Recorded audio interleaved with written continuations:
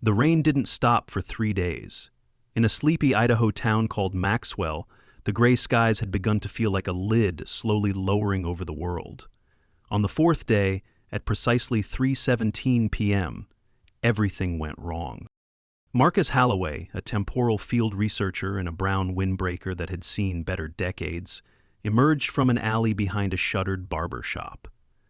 He had the posture of a man who expected gravity to betray him any second. His breath plumed in the cold air, not from the chill but from the sheer disbelief curling through his lungs for the fifth time. It was always 3:17 p.m. when the invasion began, and he was always there. Today, Marcus was wearing the body of a 43-year-old paramedic named Dale Curtis. He could feel the man's muscle memory pulling him toward the ambulance idling outside the town's elementary school. Kids screamed. A teacher held her side, blood soaking her blouse. The sirens blared just like they had in his last loop. But the sounds had stopped being shocking 3 loops ago. Dale was the third person Marcus had become. The first was himself, caught mid-lab test with a fractured prototype temporal capsule that exploded into raw space-time sludge. The second had been a teenage girl trying to bike home before curfew. Now, Dale. Each time the moment 3:17 p.m. struck, the sky cracked open and something unnatural came down. The thing that dropped from the sky didn't roar. It hummed, a low frequency that made fillings vibrate and windows pulse like lungs. Every time, it looked different.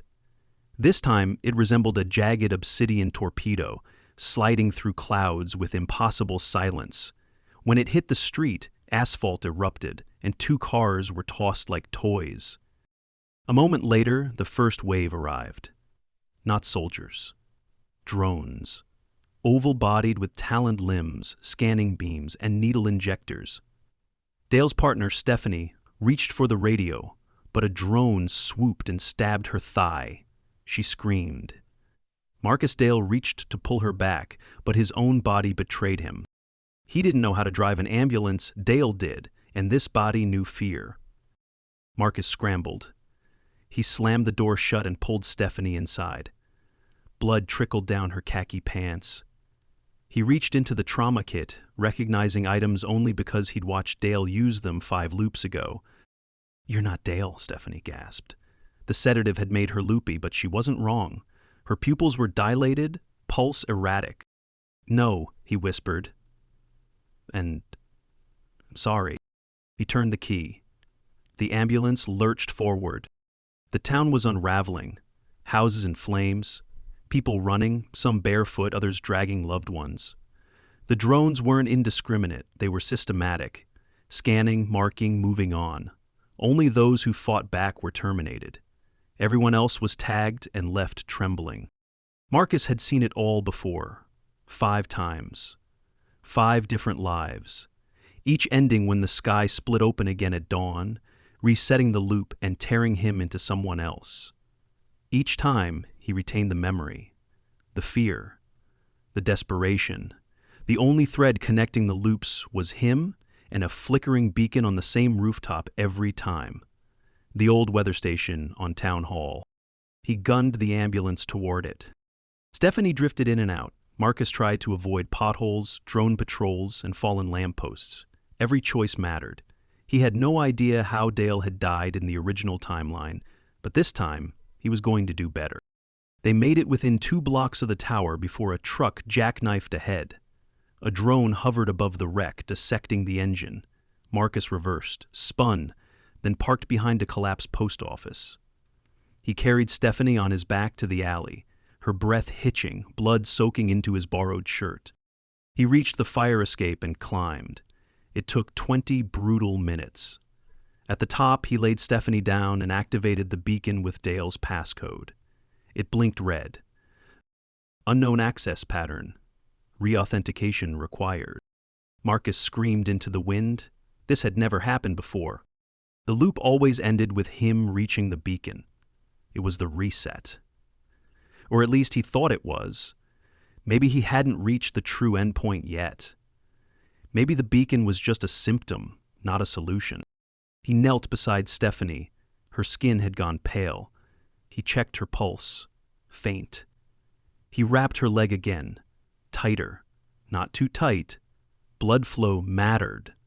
Marcus remembered watching a field medic during his second loop doing this for a civilian. It had worked then. Hours passed. The drones moved further out into the hills. The sky didn't change. Then it happened. A flash, not from the beacon, from the sky. The same way it always did. But this time, it didn't rewind. Instead, time slowed, and his body began to unravel. Not physically, temporally. The self-awareness of Dale flickered and vanished. His own mind fractured. Consciousness split. And then he woke up, coughing, inside the body of a 7-year-old boy with a broken leg. From his hospital bed in the Maxwell Medical Center, he saw the torpedo descend again. Marcus screamed. Pain arrived first. Marcus gasped, a sharp cry escaping his smaller lungs. His leg was in a cast, elevated and supported by blankets. A dull ache pulsed just above the ankle. It wasn't new pain. It was settled, lived in. But the sharp sting of movement reminded him that this body had endured something serious. He blinked, disoriented by the pastel walls and cartoon animal decals. The rhythmic beeping of a heart monitor confirmed what he feared. He was in a children's ward. A nurse rushed in. She had a clipboard and soft eyes and addressed him gently. "Hey there, Thomas. You're safe, sweetheart. You broke your leg falling off the playground. Do you remember that?" He nodded instinctively, then realized what she'd called him. Thomas? He was Tamaus now. The rain hammered the windows. The same rain. The same Tuesday. The same town. 3:12 p.m. Panic coiled in Marcus's stomach. He sat up too fast, yelping as the movement jolted his leg. The nurse hurried to press him back against the pillows. "Easy now. It's just a storm. Your parents will be back soon." No, they wouldn't. Because in 5 minutes, everything would break. He had to move. A child's body wasn't made for urgency. His limbs felt slow, his coordination off. He threw off the covers, ignoring the alarmed protests from the nurse, and tried to slide off the bed. Pain screamed through his leg. He collapsed onto the cold tile. The nurse called for help. Marcus crawled to the window and looked out. Sure enough, the sky fractured. Not visually, not yet, but he felt it, the temporal signature of the invasion's entry point, like a sine wave peeling off the planet's atmosphere. 3:17 p.m. The hospital shook. Lights flickered. A deep hum pulsed through the floor. Screams echoed from the hallway. Marcus clutched the edge of the bed as another quake hit, followed by the all-too-familiar whoop of emergency sirens. A doctor ran in. The nurse helped him back onto the bed. A child next door was crying. Marcus grabbed the doctor's coat. "Evacuate the West Wing, now." The doctor froze. "Thomas, what did you—" "Just do it," he hissed, his voice tight with pain and something far older than a second grader. The doctor left, more out of confusion than belief. The nurse stayed, confused and frightened. She tried to soothe him. He ignored her. Outside, the drones descended again. They always came for infrastructure first. Power stations, communication towers. Then, the bodies. Tag and scan. Minimal aggression. Efficient. But the hospital was always in the crosshairs by minute 10. Marcus swung his legs off the bed and winced. The fracture, likely a distal tibia, screamed at him. If he stood, he'd collapse. Still, he had to move. He found a pair of crutches against the wall. Getting to the hallway took 3 minutes and nearly blacked him out. He leaned against the wall as alarms wailed. Staff flooded past. Another child was wheeled by on a gurney, an oxygen mask over her face. He needed to reach the stairwell. That was where the auxiliary generator access was. If he could reach it, he could overload the hospital's magnetic field and trigger the pulse.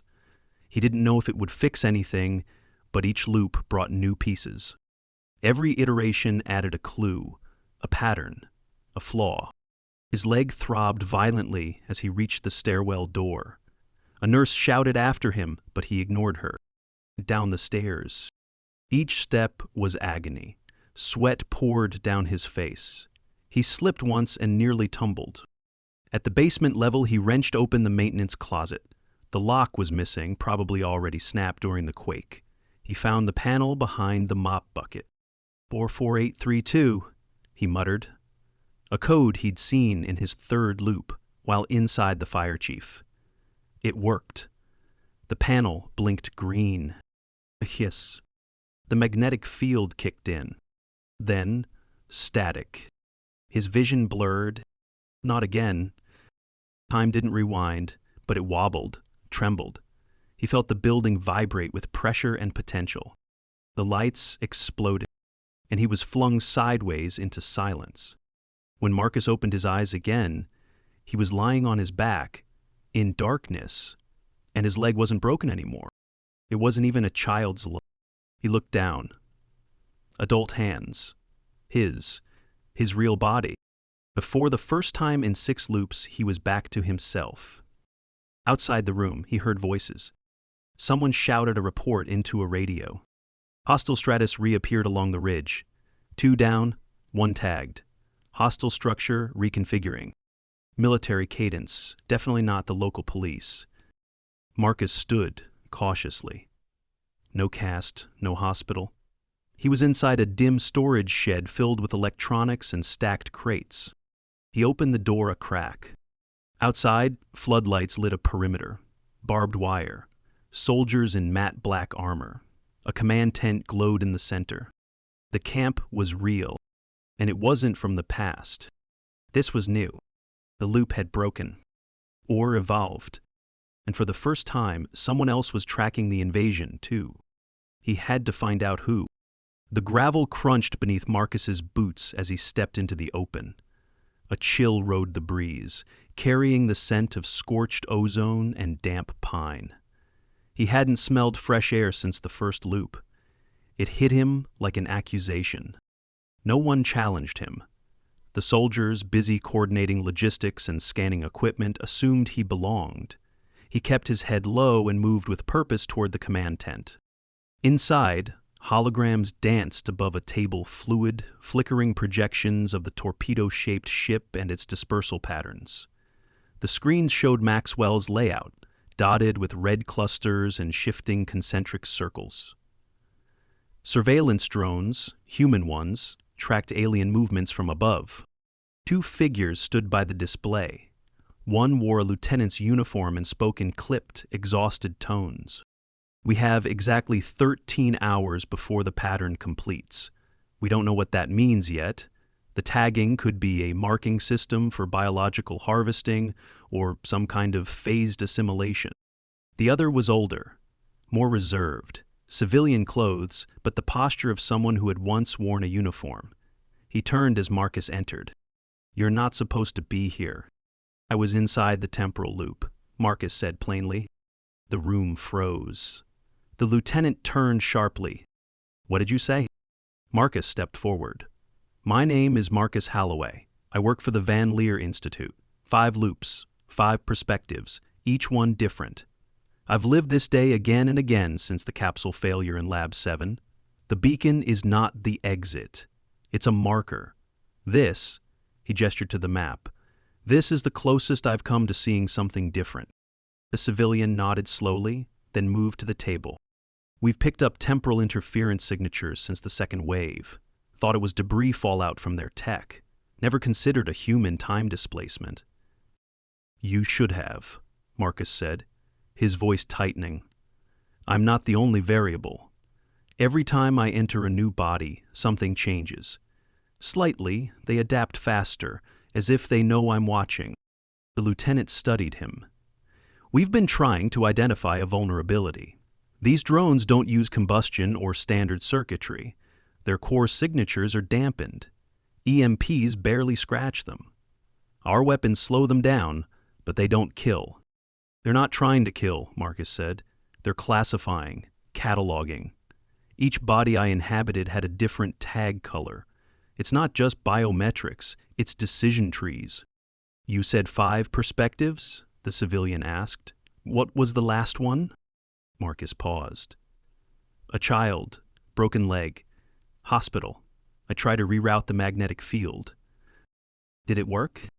Not like I expected. It spit me back into myself. Then I woke up here. The civilian exchanged a glance with the lieutenant. Marcus frowned. Where is here? The man didn't hesitate. 6 hours into what we call Event Delta, we tried coordinated evacuations. They failed. Infrastructure collapsed. Drone control expanded beyond Maxwell into 3 neighboring counties. The temporal disturbance recentered around the elementary school, the same place where he'd been as Dale. Then the core ship is still intact? Yes. Then there's still time. He felt a spark. Not hope. Purpose. Something tangible. Marcus leaned over the map.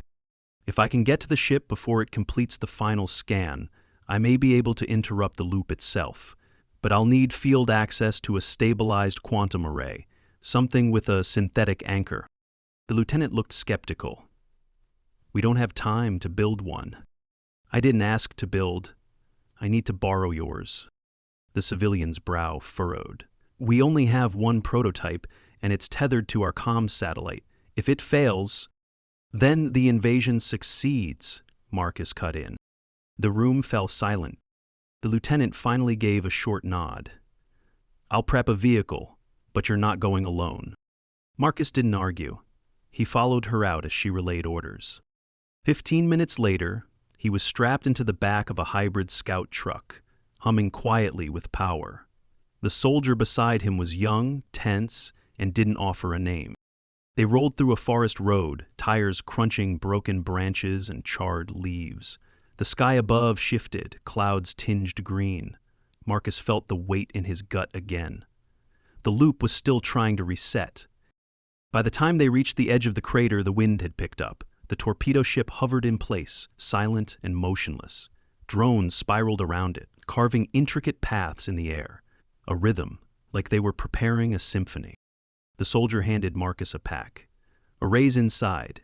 You'll have 5 minutes of operational charge. Don't waste it. Marcus nodded and stepped out. Each step toward the ship made the world feel thinner, like walking through wax paper. The ground trembled under his feet, but it wasn't seismic.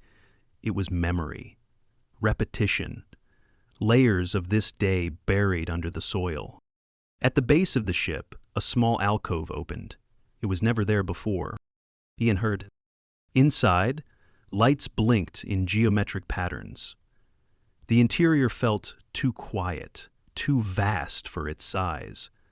He knelt and opened the pack, removing the array. It buzzed to life, light flickering. Come on, he whispered. He placed it against the glowing panel at the center of the chamber. The ship pulsed once, then again, and then his vision split. He saw the child again, the paramedic, the teenage girl, a teacher he hadn't even realized he'd been. Then it settled on the 5th perspective. An alien, not just any drone, one of the scouts. The ship wasn't just looping him through human hosts. It had made him see itself. And in that moment he realized the invasion wasn't targeting humans. It was targeting him. The array overloaded. Marcus screamed, and the loop snapped shut. Marcus awoke in a trench, face down in cold mud.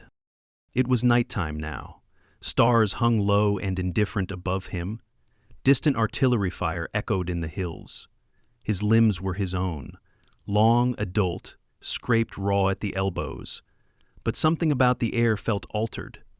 He sat up slowly. His breath caught in his throat. This wasn't Maxwell. This wasn't Earth. The terrain was scorched and uneven. Strange towering growths, twisted trunks, with translucent leaves, loomed in every direction, humming with bioluminescent energy. There was no sign of the ship. No drones, no soldiers.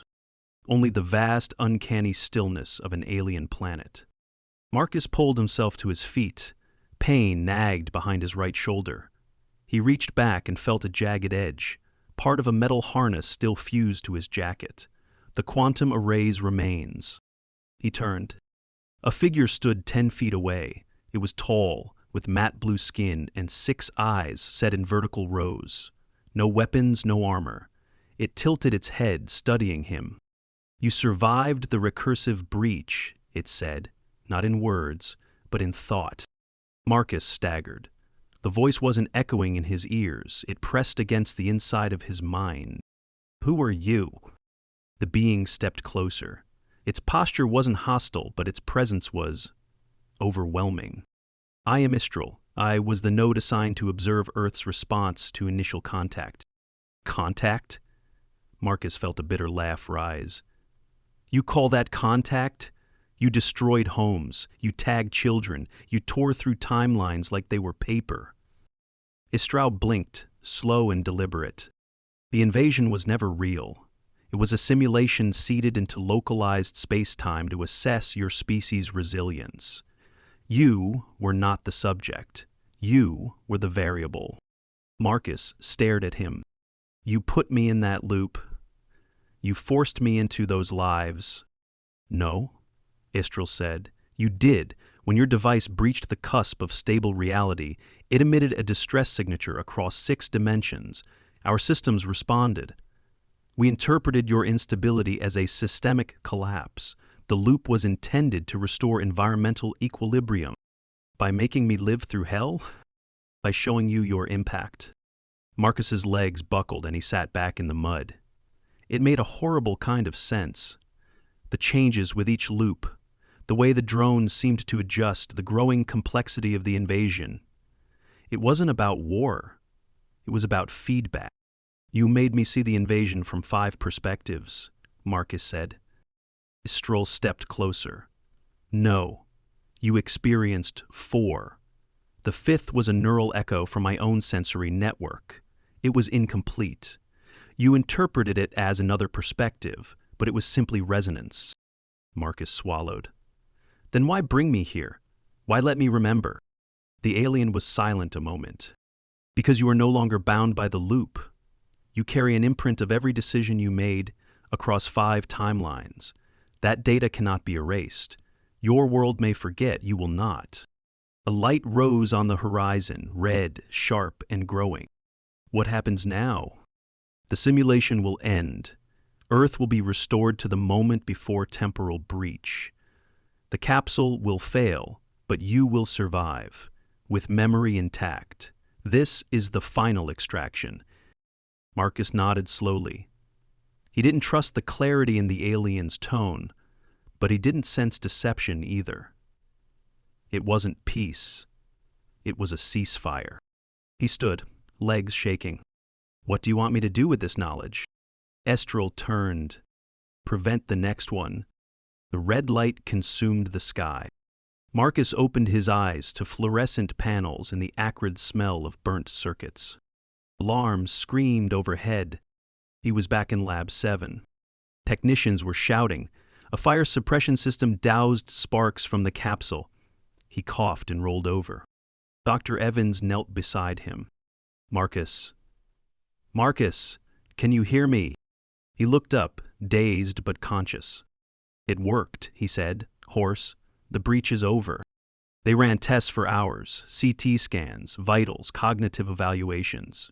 No anomalies, not even memory loss. But Marcus remembered everything. The teacher's scream, the child's broken leg, the drone's cold logic, the soldier's silence. Weeks passed. Maxwell remained untouched. No invasion, no loop. But Marcus didn't forget. He wrote everything down, every choice, every error, every breakthrough. He didn't know if another breach would happen, or if some other experiment in some other lab would awaken another dormant watcher. But he knew one thing. If it did, he wouldn't be surprised. He'd be ready. Marcus had never slept through a night since the breach. Even now, months later, he startled awake at odd intervals, half expecting to see drones slicing the sky or an unfamiliar reflection in the mirror. But every time he looked, it was still him. Tired eyes, shaggy hair, a few new scars he couldn't explain. He hadn't told anyone the whole story, not Evans, not the review board. They wouldn't understand how the loop hadn't ended so much as paused. The world kept moving, but the taste of borrowed time lingered on his tongue.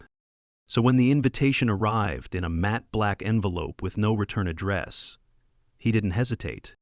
Private Symposium on Chrono Instability Recovery and Reintegration. Location, Svalbard, Norway. Transportation arranged, attendance mandatory. Marcus boarded the charter flight the same night. He wasn't surprised to see others waiting in the glass-walled terminal. Not scientists, survivors. One of them, a tall man with a limp and a faded burn scar curling up the side of his neck, met his eyes. "You're from Maxwell?" he asked. Marcus hesitated. The man nodded, not asking more. Others filtered in. A woman with jittery hands, a teenage boy who kept scanning the exit signs, an elderly man who wouldn't take off his gloves. None of them were random. The flight was silent. The facility was colder than Marcus expected, buried under layers of permafrost and protocol. Military-grade security patrolled its borders. Inside, clean hallways echoed with the hum of containment fields and filtered air. A young officer led them into a circular room with a domed ceiling. The lights dimmed, a screen activated in the center, revealing a live feed of a woman in a lab coat flanked by 3 high-ranking officials. "Welcome," she began. "You've all experienced temporal anomalies tied to the Maxwell event or similar breaches. You're not alone, and you're not unstable. What happened to you is real." Marcus sat forward. "Each of you encountered fragments of Event Delta," the woman continued. "But there's a complication. The signal responsible for the recursion has not fully dissipated. Instead, it appears to have anchored itself in 6 individuals." Whispers. Shuffling. "Marcus, you are the anchors." The screen flickered. A satellite image of Earth appeared, then zoomed in on the Idaho region. Around it, pulses of faint blue energy spiraled outward, like ripples in a pond. These disturbances aren't growing in frequency but in depth. More dimensions are being affected, which means a second screen lit up, showing what appeared to be a room frozen in time, a coffee cup suspended mid-spill, a technician caught mid-fall. Localized chronostasis events. Pockets of stalled causality. They're harmless so far, but if the signals amplify, they could cause recursive ruptures. The image zoomed in again. One face came into focus. Marcus. He leaned back, cold washing through him. Later, in a private briefing room, a doctor entered with a tablet and sat opposite him. "We've been studying you for weeks," she said. "You weren't just a passenger in the loop, you were a guide wire, a stabilizer. Whatever the loop was doing, it used your perspective to test the integrity of response models." "It said I wasn't the subject," Marcus murmured. "Just the variable." She nodded. "You're still resonating at micro-frequency levels. Your brain emits faint harmonic interference, harmless to you, but reactive to certain structures. That makes you sensitive to anomalies. Why tell me this now? Because something else just happened?" She turned the tablet around. It showed a crater, not Maxwell. This one was in southern Spain. Villagers had fled, speaking of humming sounds and people freezing mid-conversation. One girl, age 7, had awakened with an English vocabulary she'd never learned and a severe fear of elevators. "We think she saw part of your loop. We think they're testing scalability." Marcus stared at the image, a strange tightness behind his ribs. "Then it never ended." She shook her head. "No, it just widened." He returned to his quarters in silence. That night, he didn't sleep. He wrote. He mapped every pattern he remembered from the invasion, the tagging sequences, the movements of the drones, the timings of perspective shifts. He filled pages with diagrams, timelines, and error trees. Somewhere in the ink and margins, he saw something he hadn't noticed before. Each of the 5 perspectives he had lived ended at a point of convergence.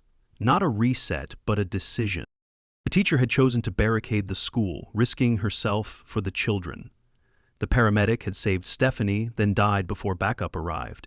The child had tried to warn others. The fire chief had deactivated the emergency beacon and died anonymously.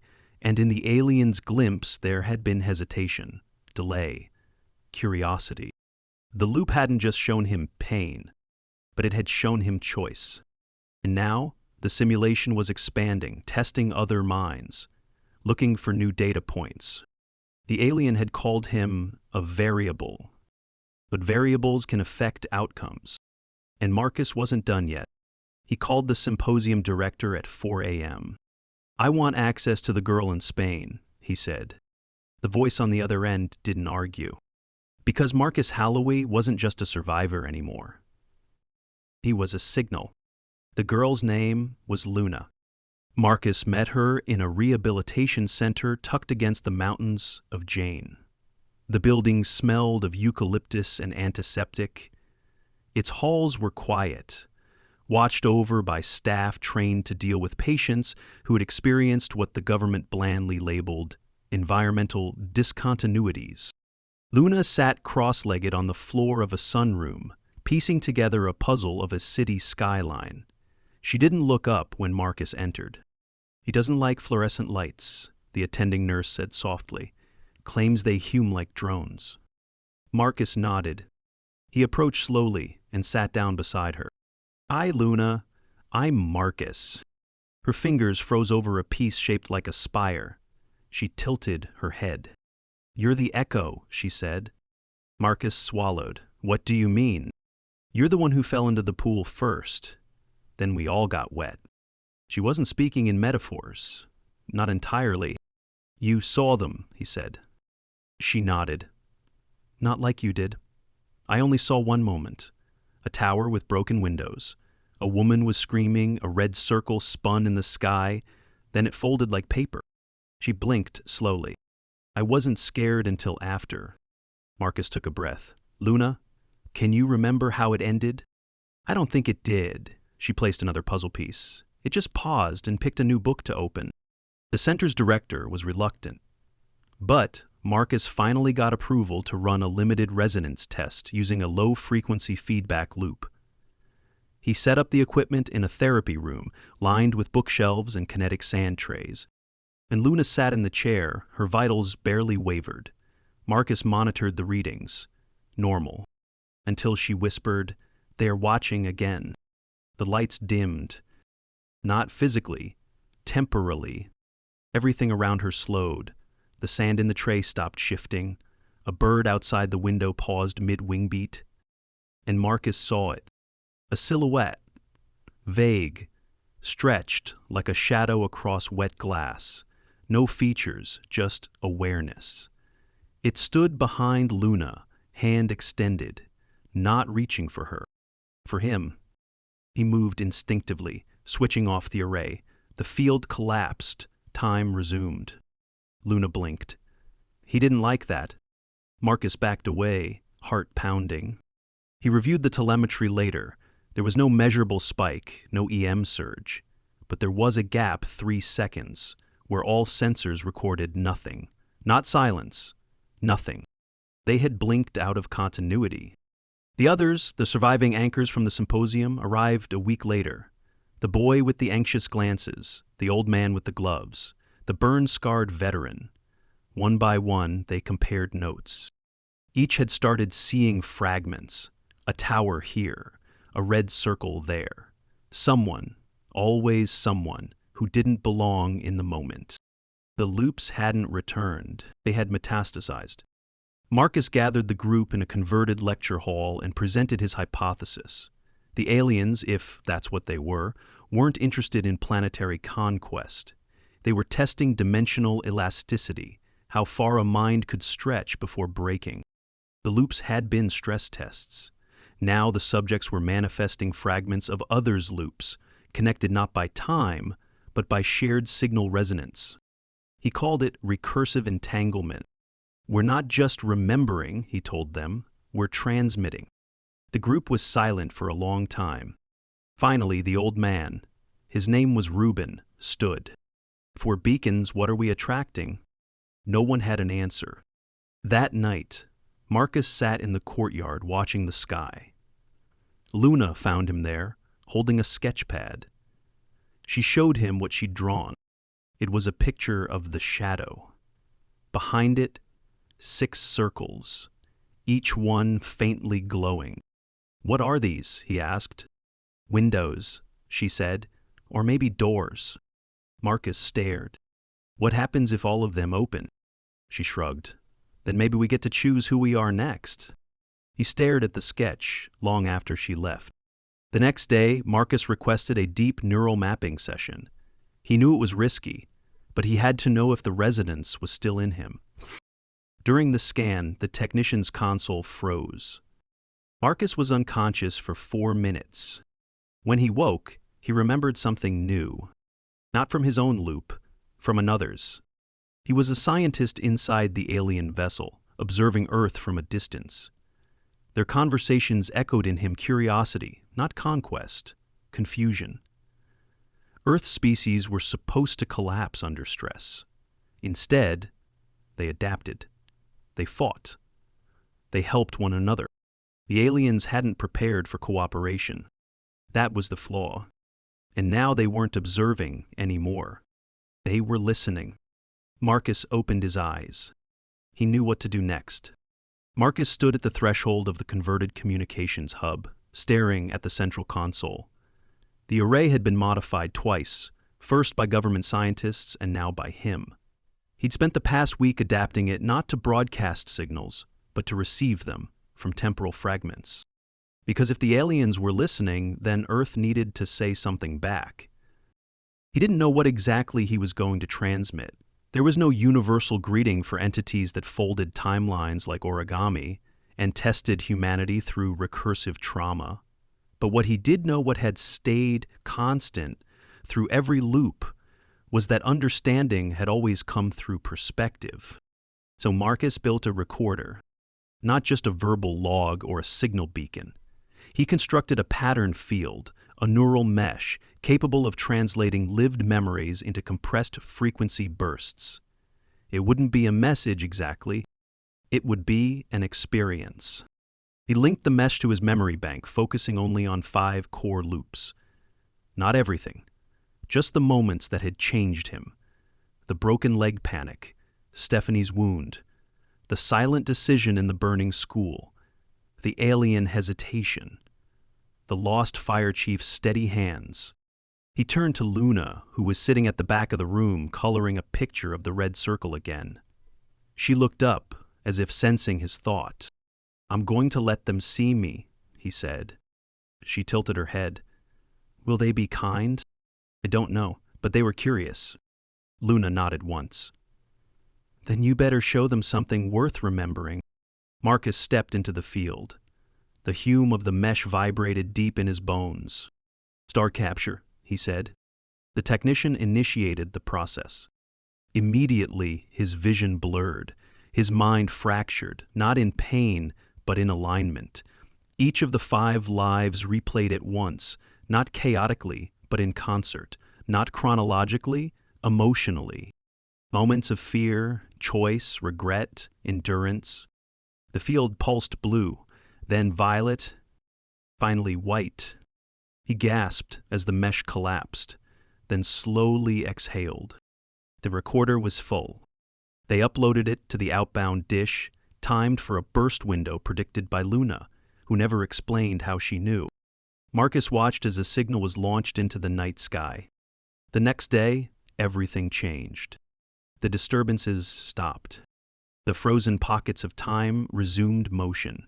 No new temporal echoes appeared. No new fractures. The readings across the globe stabilized. It wasn't a message back, but it was a silence that carried meaning. 2 weeks later, the girl in Spain stopped drawing the red circle. The boy from the symposium stopped checking exits. Ruben removed his gloves, and Marcus dreamed without loops. But he didn't forget. He returned to the Van Leer Institute and turned his notes into doctrine, not about aliens, about perception, choice, empathy under stress. He developed new protocols for quantum exploration, no more uncalculated jumps. Every experiment now required contingency perspectives and pathic models tied to risk analysis. He became the head of temporal ethics. People called him careful, conservative, dull. They didn't know he had been a dozen people across a dozen endings. They didn't need to. One night he visited the elementary school in Maxwell. It had been rebuilt, even though the invasion had never technically occurred. Some bureaucrat had greenlit the funding, citing infrastructure modernization. The gym had been expanded. He stood by the fence, staring at the roof where the beacon had once blinked red. The air was still. From his coat pocket, Marcus took out Luna's final drawing, the one she'd given him before leaving the center. It showed a field of 6 circles, but this time all of them were open, and standing in the center was a small figure with a torch in one hand and a question mark over his heart. Marcus smiled, folded the paper carefully, and walked back into the night.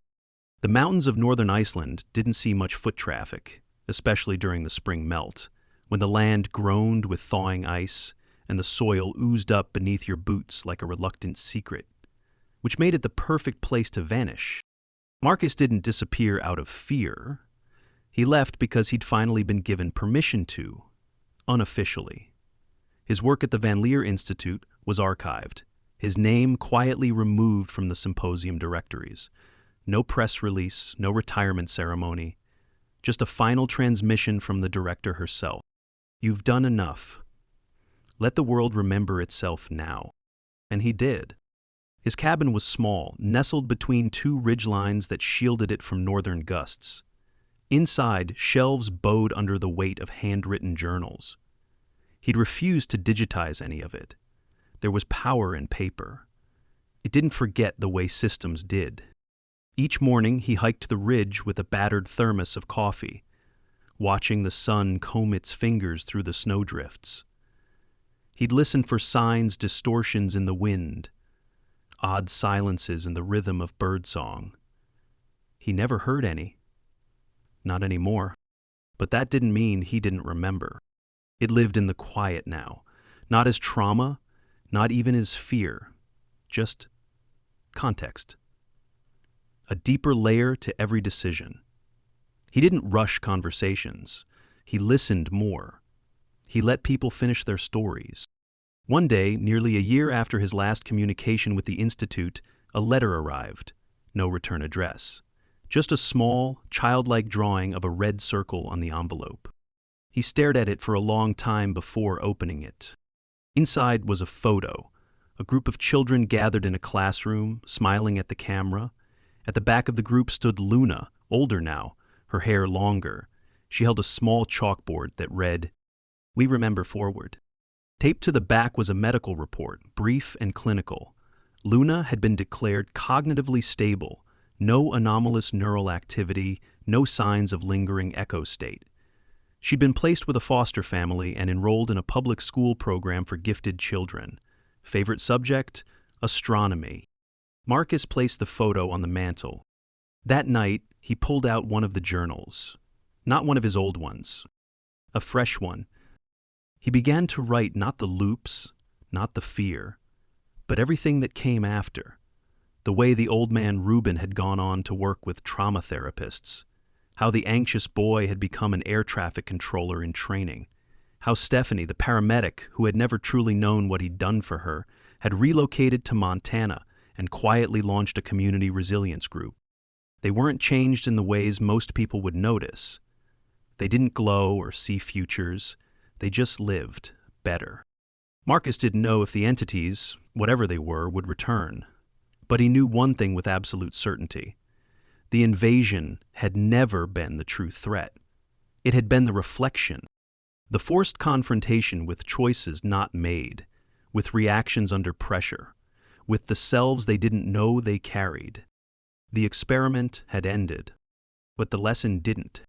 One morning, clouds pressed low over the ridge, thick with sleet. Marcus made his way up anyway, breath puffing out in careful, steady pulses.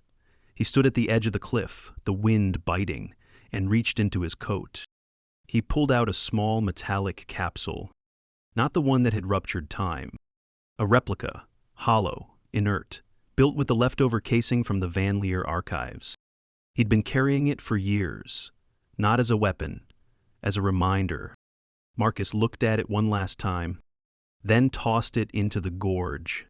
He didn't need it anymore. The wind took it like a secret. Back inside the cabin, he lit the fireplace, poured a fresh cup of coffee, and returned to his journal. He had more stories to write. They weren't about invasion. They were about humanity. And sometimes that was the greater unknown.